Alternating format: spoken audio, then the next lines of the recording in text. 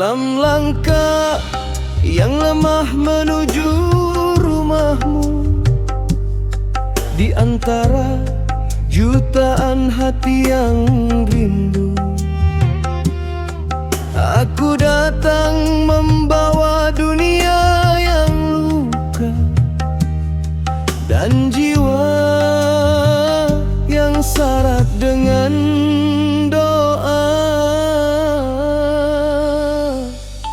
Di bumi suci ini aku berdiri dengan hati yang penuh kehinaan diri. Debu Arafah menyentuh dahi, air mata jatuh tanpa ku sedari.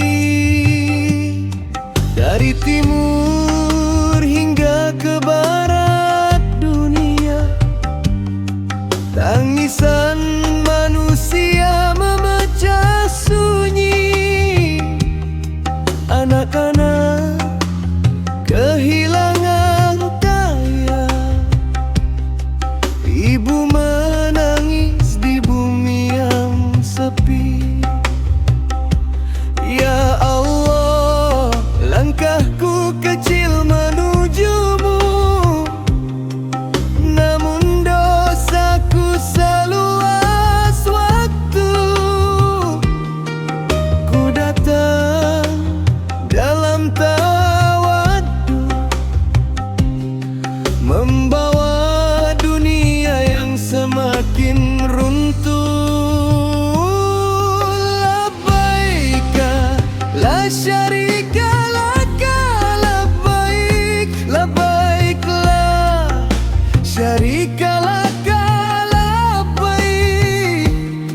Tiada tempatku bergantung,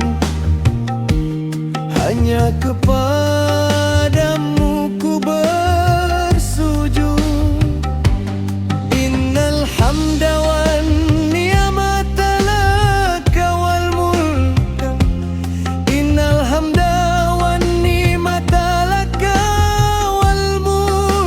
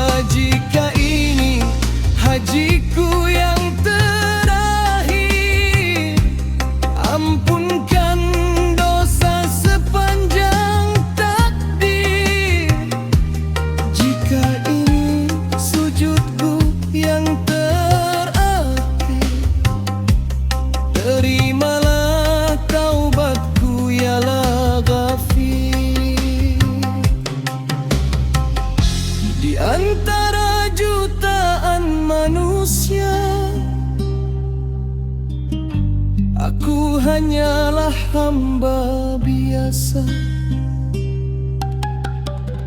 yang datang dengan hati terluka,